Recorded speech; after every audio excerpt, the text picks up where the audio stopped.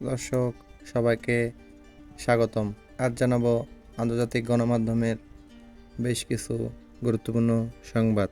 অবরুদ্ধ গাজায় ১৯ মাসে ইসরায়েলি হামলায় ২২০ জন সাংবাদিক নিহত হয়েছে।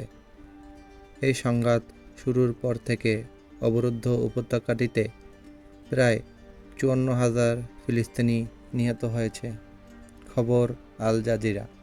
অবরুদ্ধ গাজা উপত্যকার একটি বাড়িতে দখলদার বাহিনীর বিমান হামলায় এক নারী চিকিৎসক সহ ১০ সন্তানের মধ্যে ৯ জনই নিহত হয়েছে। ওই চিকিৎসক খান ইউনিস নাসের হাসপাতালের কাজ করতেন।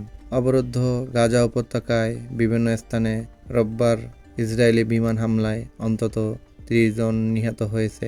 তুর্কি প্রেসিডেন্ট রিসেপ তাইপ এরদোগানের সঙ্গে ঐতিহাসিক বৈঠকে মিলিত হয়েছে পাকিস্তানের প্রধানমন্ত্রী শেহবাজ শরীফ। এতে দুই শীর্ষ নেতার ভ্রাতৃত্ব সম্পর্ক আরও দৃঢ় করার অঙ্গীকার ব্যক্ত করেছেন।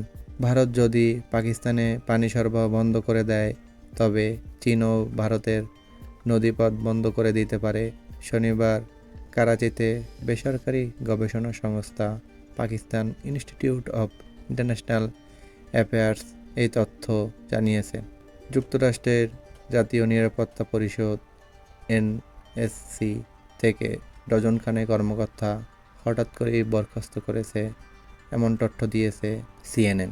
বন্দি বিনিময়ের মধ্যে ইউক্রেনে ড্রোন হামলা চালিয়েছে রাশিয়া। এতে অন্তত ১৩ জন নিহত হয়েছে এবং বহু মানুষ আহত হয়েছে ইউক্রেনের। এই ছিল আজকের আন্তর্জাতিক গণমাধ্যমের বেশ কিছু গুরুত্বপূর্ণ সংবাদ। ধন্যবাদ।